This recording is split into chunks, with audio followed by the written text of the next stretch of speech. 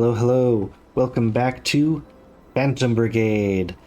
So we just finished our tutorial, and now we are on our first teeny tiny portion of the map. We're going to go attack this base. And unpause time. You can see our two mechs, the two that escaped from the invasion years ago.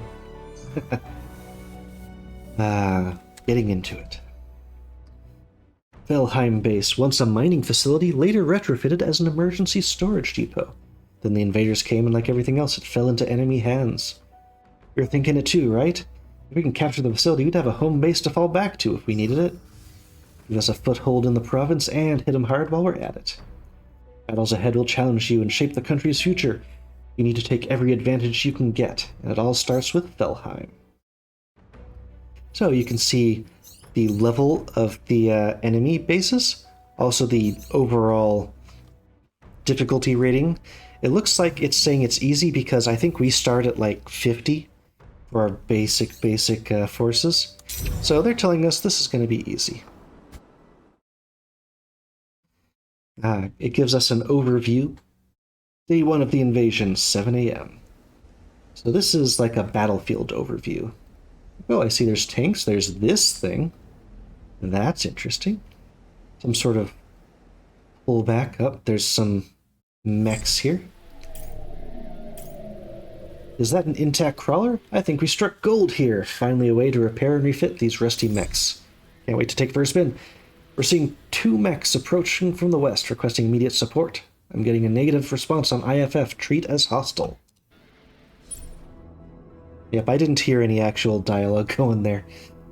Okay, more enemies incoming. Use cover to avoid damage and eliminate them quickly to keep things under control. Mission objectives. So, turns remaining until enemy reinforcements arrive and other mission info. So, enemy reinforcements are going to show up in 2 turns. We need to eliminate all hostile units here. Okay, here we go. So let's see. Our initial overview of the battlefield. So, oh, I see, that was us. Even though we've got red coloration here, that is... Yep, we do have the pilots, Nadia Harper in Kilo, and Lars Jakobsen in Sierra. And I think we can customize the pilots perhaps a bit later, or as well as the coloration of things. I just want to make sure, because the enemy forces, I'm not sure if they're all gray or have a bit of a red theme to them, but there's very, very much a like blue versus red kind of color theming here. So we have 2 mechs. So can you give me the unit details? Let's see if I... Nope, those are just orders. I want to see your stats. It's only ever an issue in this first battle, really. Like, I need to know what you are equipped with. Well, at least it says shotgun and shield for this guy, so we know what he's got. And that's what those symbols mean. Shield is on the left, shotgun on the right. For this one, assault rifle handgun. So, basically the exact same thing as the 2 units we saw leave last time. We just got some paint over the course of the years. So, enemy-wise, we have 2 tanks. One has an auto cannon, and the other one has a cannon. Now, it doesn't explicitly tell us the difference here, but if you look at the previews of their shots, the autocannon looks like it's kind of like a machine gun. It's firing a bunch of not particularly accurate shots, and it's also firing them straight into that building, which is convenient for us. So we can tell, yeah, they're going to shoot at us, and yep, each of us is getting 1 shot at us. But notably, the buildings are providing us plenty of cover, so we should definitely make use of that as we run in. So this is probably the step, after we've done that sort of initial analysis, where I'm not going to make you watch every single version of that kind of a thing. But the idea is that by the time they're done shooting at us, and it's time for us to shoot, suddenly... Oh, hey, now they're telling us about heat. Keep an eye on the timeline. Yeah, see, way more heat than it was showing off last time in the tutorial. Tutorial heat was disabled. So yeah, that's why you can't just be attacking constantly. Ooh, we can also see... Let's see. Now, if I scroll over, I can't point it out, but in the bottom right corner there, like damage type, kinetic, concussion, and impact. Concussion, if you inflict that kind of damage to the enemy pilots, then you can take out the pilot while leaving the tank or mech suit intact, allowing you to get better salvage for like better chances to get good equipment to then equip yourselves with. Impact sort of makes them unstable and can make them crash and potentially get even more damage from just going out of control and running into a building or something. Kinetic is your standard physical punch, smack the other guy with bullets. Basic energy. Let's see, like that beam one was like an energy weapon. I'm sure we'll see different examples, but this is a good example of like what the weapon is. It takes you 1.1 seconds to fire the shotgun, and optimal interval is if you weren't doing any other heat generation things, then you would have 2 seconds before you would shoot the gun again. Now if we wait until he rounds the corner, bam, bam, bam, and even more interesting is, well, what happens if we simply run over them? So we've got these like ratings between like heavy, medium, or low, or light, I guess, for how much mass something has. If you run into something that's the same weight class as you, or higher, then you can crash. But you remain stable when you're colliding with light units. And treaded units like tanks are even below light units. So even your light mechs, like this one, okay, they're both medium. But even a light mech can just step on a tank. So what we should see here is he wastes his shots, firing into that wall, comes around the corner, we blast him, and then just end the turn stepping on him. He should be toast. Now this one, if we go up too early, we're going to get shot at. And right now we've got, like if we look at the, from a head-on perspective, we're protected by just being on a lower surface. So if we wait for that to go out, we might still get hit. I'm not sure how smart they are. So instead of going to there, if we just hide behind that for a second, then he's shooting into the building as well. Let's see. So we want to wait until most of his shots are gone, and then we want to get back up top afterwards. And let's see. Yep, we can plan to use this building as cover on the next turn. So, oh. It's too little area to, you can't make movements that are too small. So, he'll be shooting at us. He might get a single hit in on us, and we can cancel the movement when we start the next turn, so it's okay that there's extra timeline there. So let's take a good vantage point and watch the execution. Not much to see, we'll just go full speed here. And bam! Yep, he's crashing. We're not. So that's pretty good for us. We didn't destroy the tank yet, but he's going to be entirely out of control, basically stuck there, but he will recover and shoot at us later. In the background, we can see that tank is getting ready to shoot at us. Great.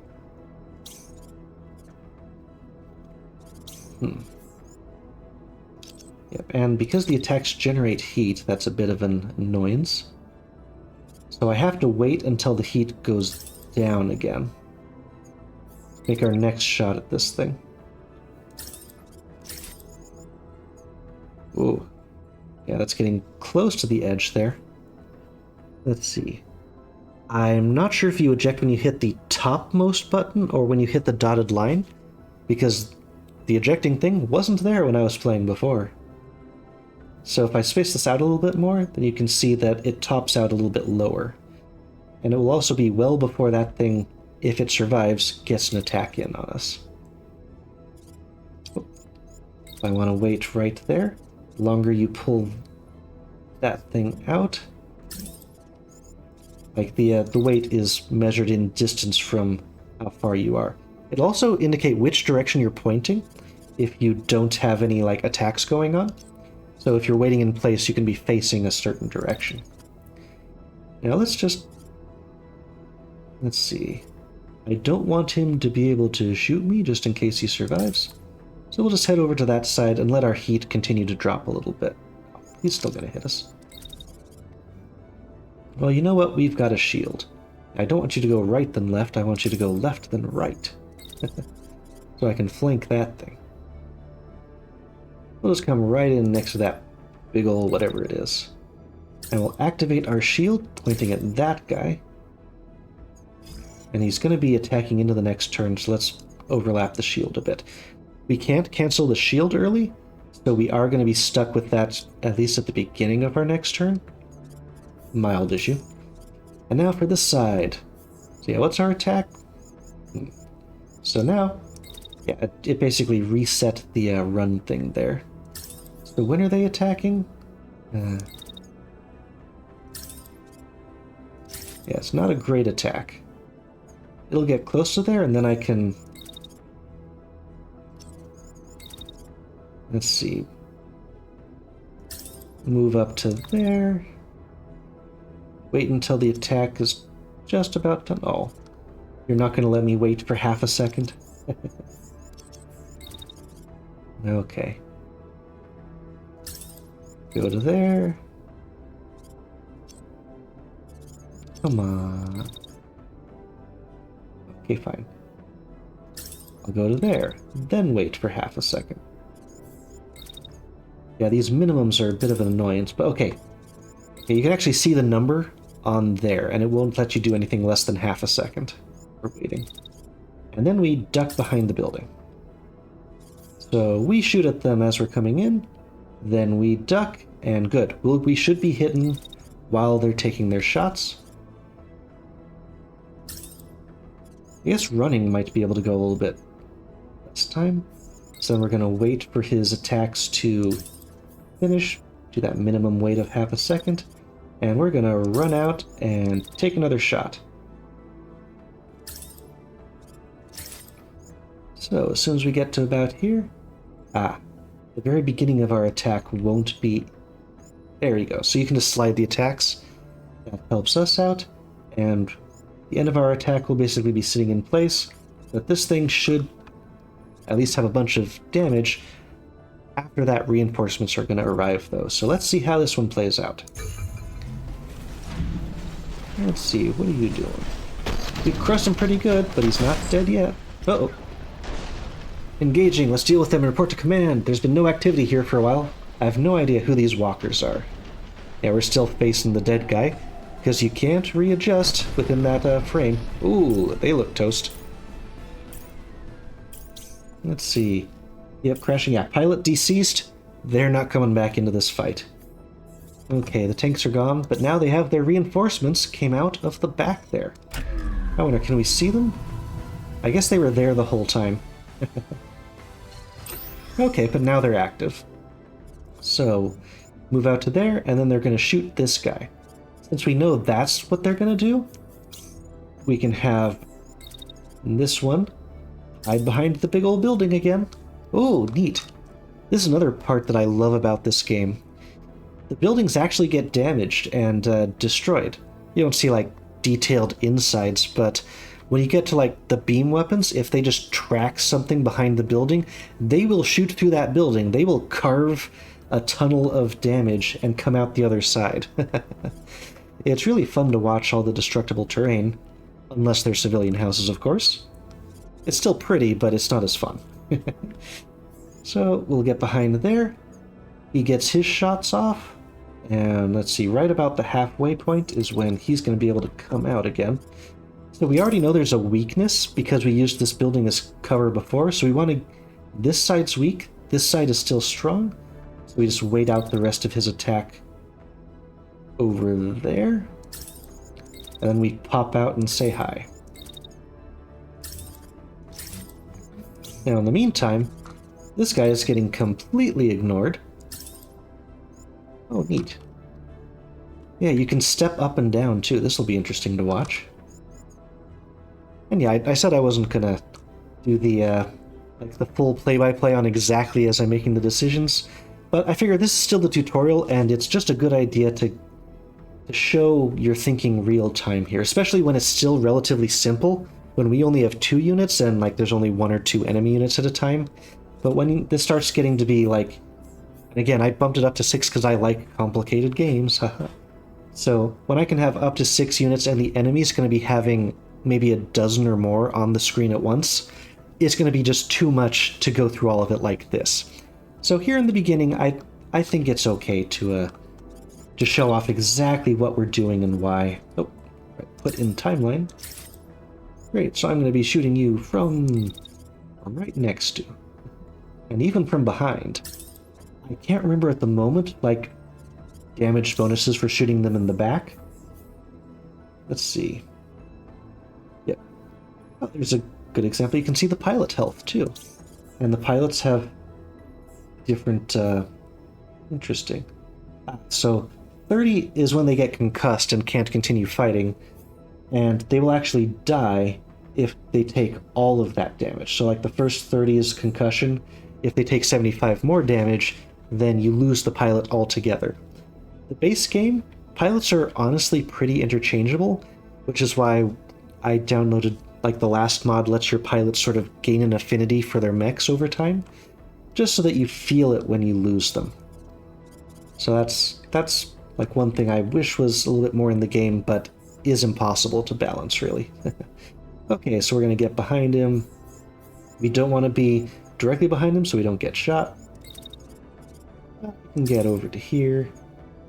And maybe I could shoot him again, like right here. Oh, yeah, you can see the overheat damage there. I'm not going to attack him again. We're just going to let our heat go down over the course. Oh, you can even see the numbers too.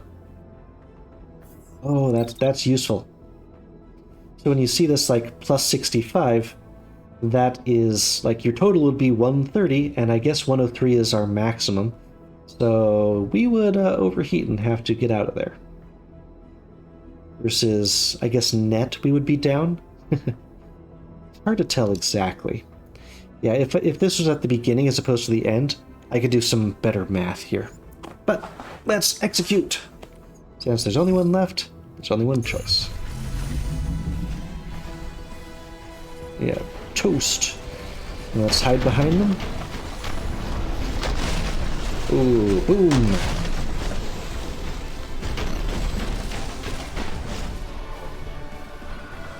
Oh, they're actually fairly concussed at the moment, too. Didn't kill them, but oh, he's about to turn around and shoot at me from that side. Well, it's a good thing I know that, because I can immediately counter with a shield. So he's going to be shooting at me, I'm going to be shielding and following. Yeah, he's much faster than our guy is. We get out to there. He will eventually shoot us again. Let's see. Yep, we're going to be all up in your business. Maybe concussion damage is doubled from the back. That sounds familiar. Yeah, heavily concussed. If I can disable the pilot without destroying the mech, that would be nice. Or simply if I, like, damage their lower body enough. That would be a nice thing to be able to do. Not 100% sure I'll be able to manage it. And let's guard ourselves for when the counterattack comes. Assuming it's coming. Yep. So we'll be able to simply wait a little bit and just walk up and really spook them. Sure, our shield will be taking damage, but that's what the shield is for. And in the meantime... Oh, they're running away, are you? Well, we can run around the other side of the building and let you not have a great time.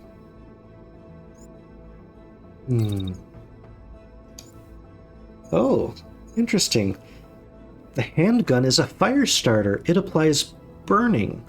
Ignites targets on successive hits. I didn't know that. That's why you read the descriptions, eh? Yeah, the primary weapon does have some concussion to it. If I look at our other guy, what's... Not a lot of concussion, but high impact. Let's see, I don't want to just obliterate them. So I'm just going to flank them. And we'll see if he finishes them off. And let's just jump straight into it. Yeah. Oh. Man, it's still at 3. He's still up. I'm trying to be nice and simply knock him out. But he doesn't want that. That's fine. I'm going to stay right behind you and just blast you in the back. He's coming around. And you're shooting your own buildings again? That's another reason you need the difficulty up a bit so that there's more of them. Individually, they are not the smartest. So we'll just move slightly over to the side, wait for their attack to be over, and move to the side and shoot them again.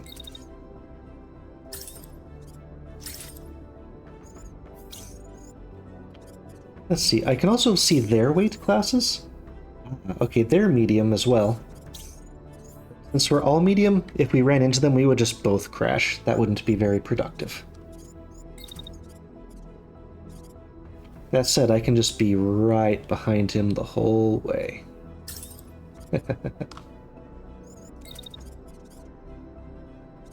I could run into him. And I should just take the shots. This guy's not going to have anything that's this worth worrying about. Okay, end this. Oh, I'm already running over him. But he's going to still shoot him. I'm concussed. Now I'm shooting the building. Okay, all clear, Commander. Salvage what we can from the guards. Get the crawler up and running. Victory! Okay, salvage. The engineering crew has the chance to conduct a salvage operation.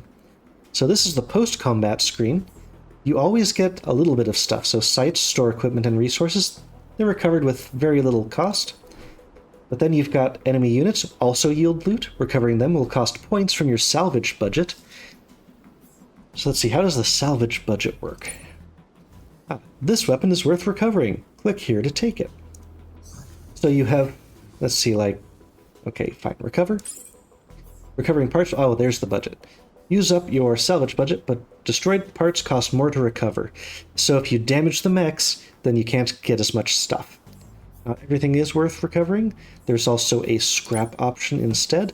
So if you had something that you just wanted to turn into basic supplies, like, yeah, that would change that from... so yeah, that can just be turned into 20 supplies, it looks like. And it's taking 5 salvage budget to do it. Got it. 15 to recover, 5 to salvage. Now, can I salvage it all? No, of course not. So, Elbrus? Let's see. Yes, I could confirm. So, the different mech frames have different sort of statistics. Like you can see integrity, that's how much damage it can take until it gets destroyed. You can see that the legs, because we destroyed them, cost more budget to even to salvage than to simply recover them.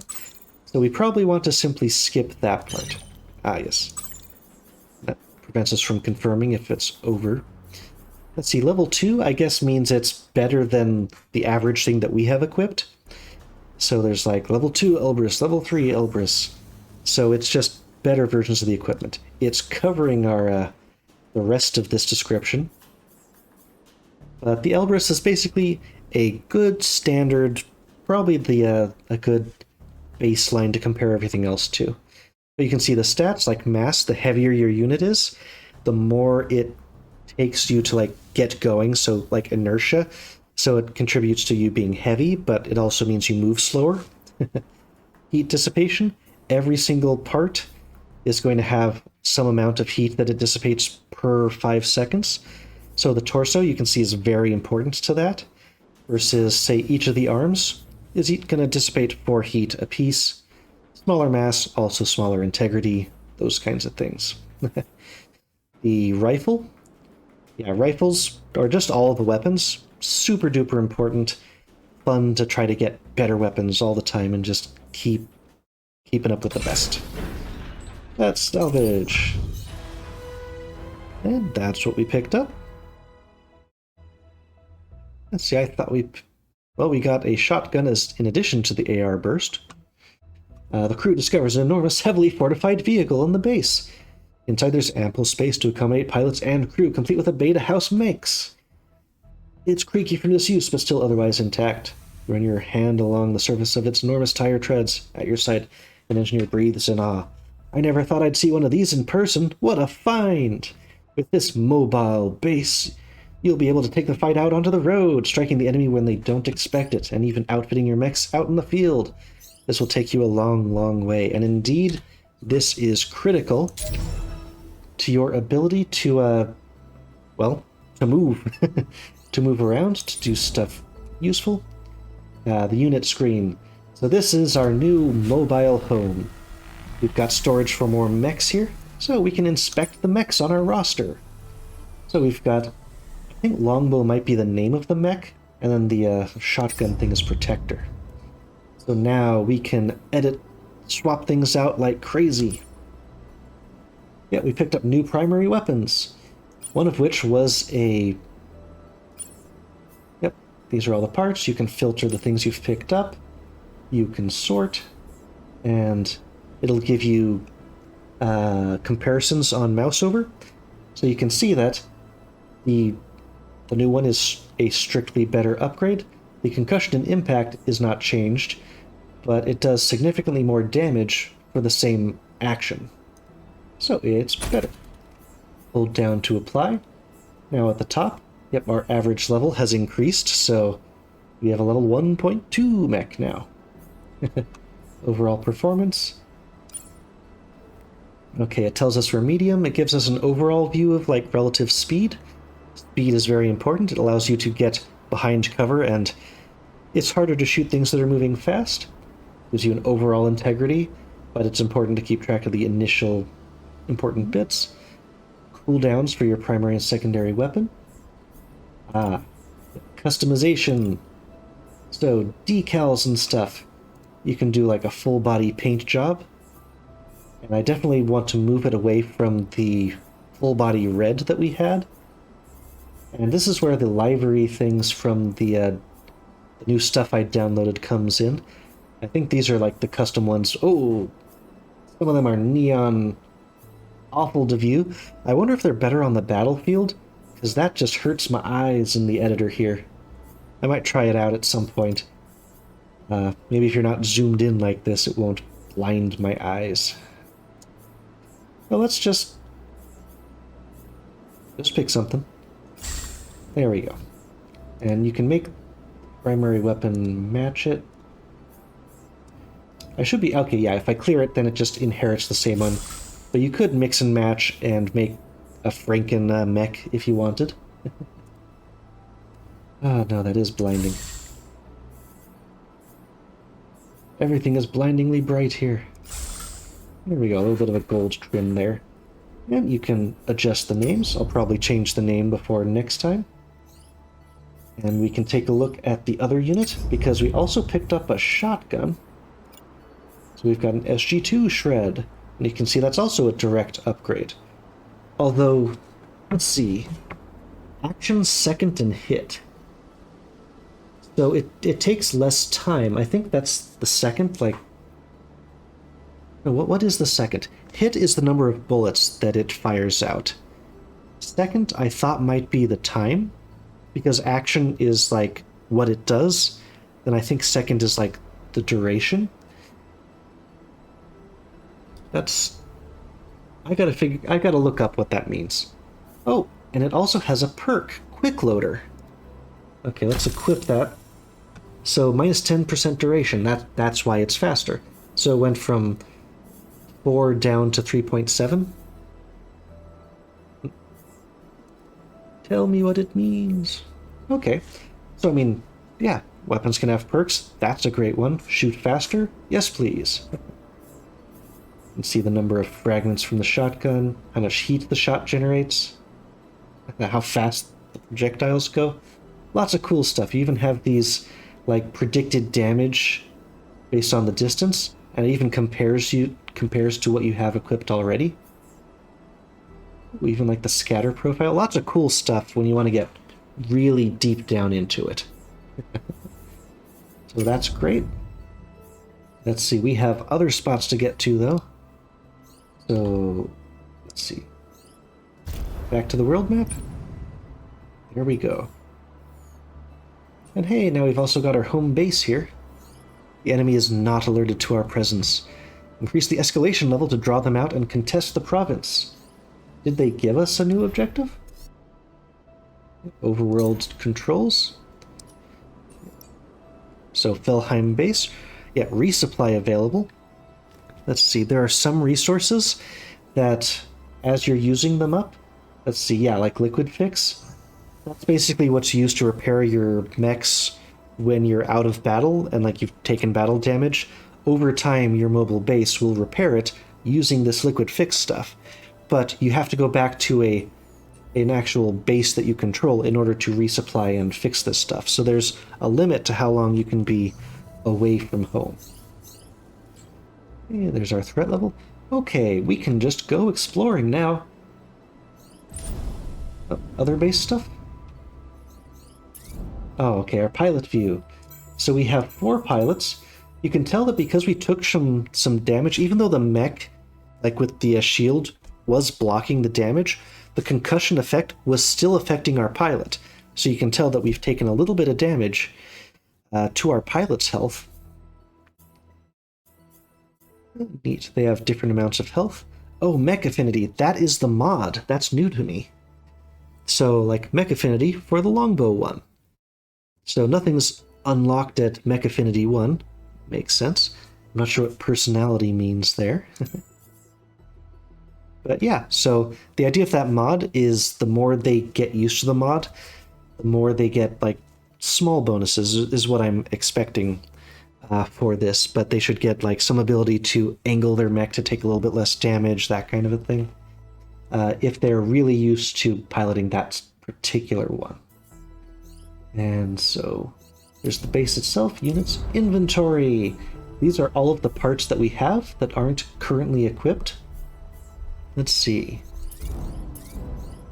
What else can we do? The base is still locked. That's what I keep trying to click on. Now we could try to adjust the parts. Well, we're already in Elbrus, I guess. Oh, you can view it from different angles. It's cute. Let's go to the next one. Okay, so we're already using Elbrus's. The main difference is that it's level 2, which increases the integrity. 236 to 295 is not bad. And yeah, it's also increasing the level. Let's see, do we have to spend time applying? No, it looks like it just applied it automatically. Alright, we don't have legs, but we do have arms. Oop. There we go, so we've got a couple of spare Elbrus arms. And now we've applied everything that we picked up in the last battle. Okay. Let's see. I don't want to end it after simply one battle here. Oh, there we go. I had to set a destination. Good. Incoming message from Home Guard, boss. They've intercepted a call from civilians seeking aid, and we can get there faster than the army.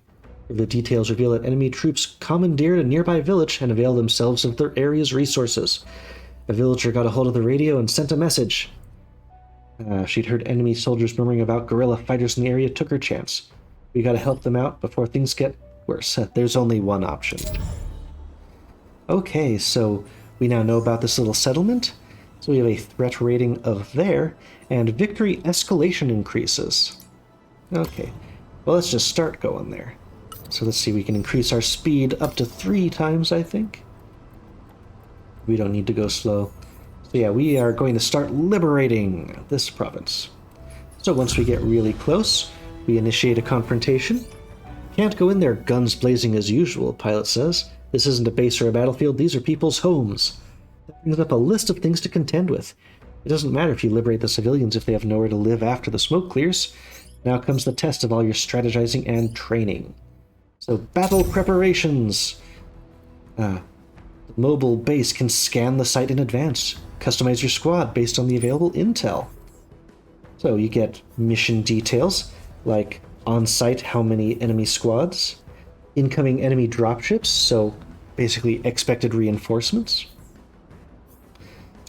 It gives us an idea of what's coming in. And let's see, the holotable lets you preview the terrain, so we know that these are like elevated positions versus lower positions. This is where we're going to start in, sort of our deployment area, deployment zone. And so we know that there's going to be 4 enemies there initially, and 2 more are going to come after a little bit of time. Final steps. Yeah, they're spread way over to the side because I think I've got the 6 enabled. Once we get up to like a full set of 4 mechs, I'm going to start upping the difficulty. But here in the very beginning, it's really tough to mess with the difficulty sliders because we just don't have like our own guys yet, our own equipment that we've started to customize. So it's tough. So second page tells you how many can be deployed, and you decide who to send out. You can customize as you see fit before deploying. Let's see, no issues blocking deployment. So if we didn't have somebody ready to go out. So let's see, yeah, Kilo is basically our longbow person. Let's just go straight to deployment. Nothing for us to do really yet. Start combat. Go to our overview. Oh.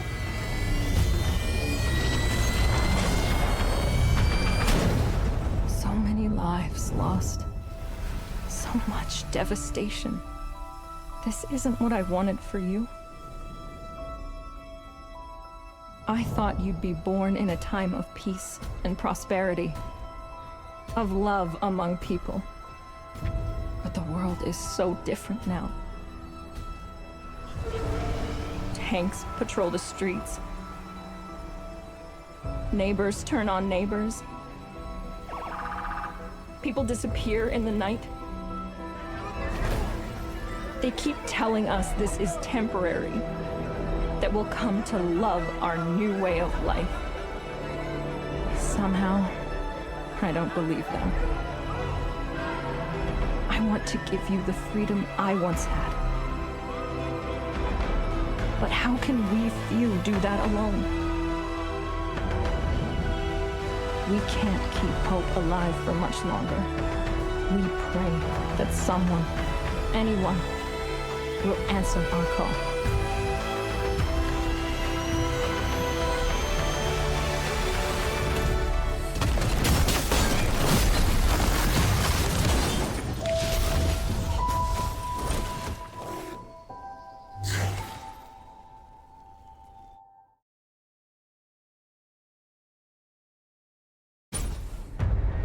Okay, there we go.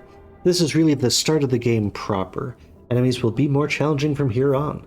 Complete objectives quickly, use cover to avoid taking damage. So avoid using important civilian buildings as cover to protect them from damage. Destroy this alarm tower to halt enemy reinforcements.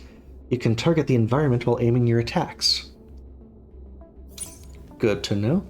And this Home Guard unit has joined the fight. We can use its long-range weapon to strike from afar. Try not to get them killed.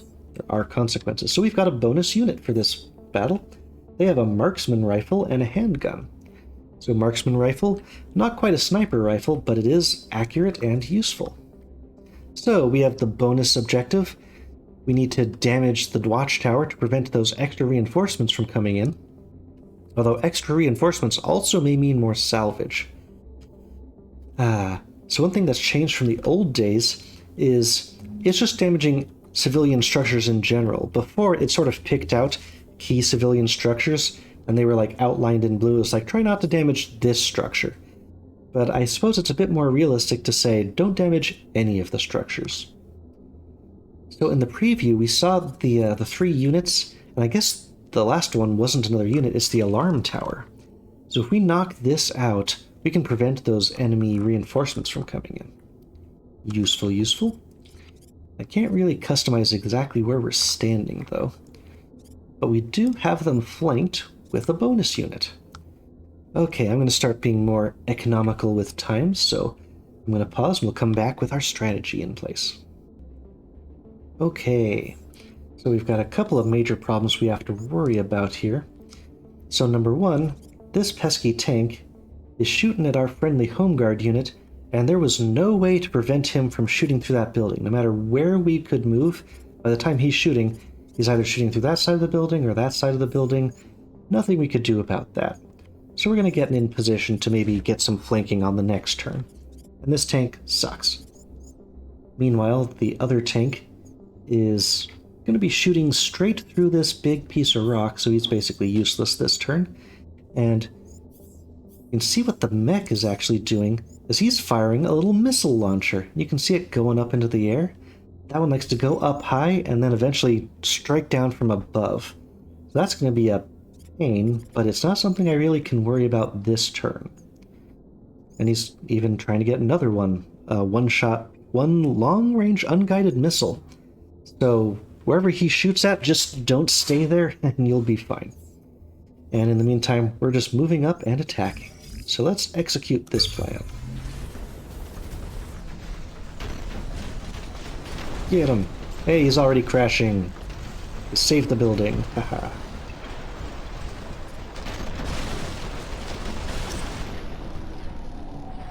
Excellent. Ooh, they're concussed and out of it. Oh, this is going great. So this first one, it's not dead, but it's in real bad shape, and we managed to get it. Oh, it's actually about to eject because it's so critically damaged. Oh yeah, if critically damaged, the unit will be destroyed, so the tank pilot's going to eject. Nice. Excellent, so that's about to be out of the action. Concussed, out of the action. We've got 1 tank left for now. We have 3 turns until this watchtower becomes relevant. Now, if I'm just absolutely crushing things so far, I definitely need to bump up the difficulty after this.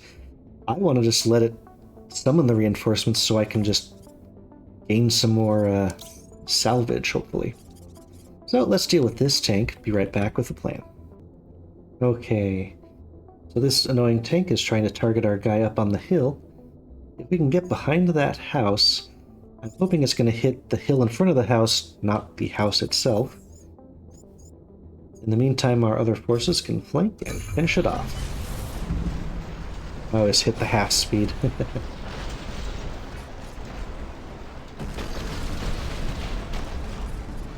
Already crashing? Oh, they're concussed as well. Oh, well, we don't need to wait for the reinforcements then if everyone on the field is eliminated. Good to know. Hey, new salvage screen. So yeah, stored items. Ooh, we got the marksman rifle and a new shield. Plus, we've got a lot of salvage this time. We can, we got a fully intact hostile mech unit, so we've got another full level 2 Elbrus. Awesome. One of your pilots leaps down from the mech, flushed from the heat of battle and the high of victory. Let's prove these liberator rumors true, they call out, raising cheers from the rest of the crew. A grueling journey lies ahead of you, but the role of hope cannot be forgotten. It has sustained the civilians this long, and under these conditions, perhaps it can sustain you too. If you can secure this province, what's stopping you from taking back your homeland? There were recent efforts. For now, the civilians are safe, but your numbers are too small to permanently hold the area. Ensuring the people's continued safety means calling in home guard forces before the invaders can reoccupy. You've built up enough momentum to contest the province and take back control. When you deliver the news to your crews, they buzz with a mix of anticipation and nerves. This was always your goal. You might be a small rebel unit, but with your prediction tech, you could help turn the tide of a war. Then let's do it. No stopping now. Okay. To advance the homeland's liberation, you need the help of the Home Guard. So the enemy is now on high alert. We've done enough stuff that this area is contested. So they've increased the escalation level. Home Guard will engage the enemy, tying them down and giving you opportunities to strike at key objectives. Distracted, the enemy won't be taking sites back. The village you've liberated will be the least of their worries. Contested province forces. The province will be liberated if the enemy forces are depleted, and lost if the Home Guard forces run out. So your Home Guard will basically go down over time, and you need to force the enemies out before your forces run out. Objectives are designated by the Home Guard throughout the conflict. Take them out to weaken the enemy's power. Oh, goody, another mission. Your scout points to a location on the map. Now's the time to mount an ambush. Upon hearing the news, one of your pilots begins nervously drumming on the control panel. If we hit him hard now and manage to get their commander, he won't be able to lead troops back into the villages. We free the people for real. So we've unlocked an ambush mission to go after a commander. So let's see, here's the village we just freed, and over here, let's see, stationed patrol. I'm not sure if that's the, oh, high-value target. Okay, so we've been designated to go eliminate a high-ranking enemy over there. Let's see, we still don't have full base control. We don't have research stuff unlocked. But I think that's going to do it for today's episode. We've gotten more into the game proper. We've passed the tutorial, so now we've gone through a first couple of actual missions. We've got our mobile base, and we have started the war. And as you can see, this is the first province out of many that we need to free and liberate from the invading forces. They never give us any actual names, it's just the Home Guard that we are helping fight, and then just the invading forces who have now occupied the area.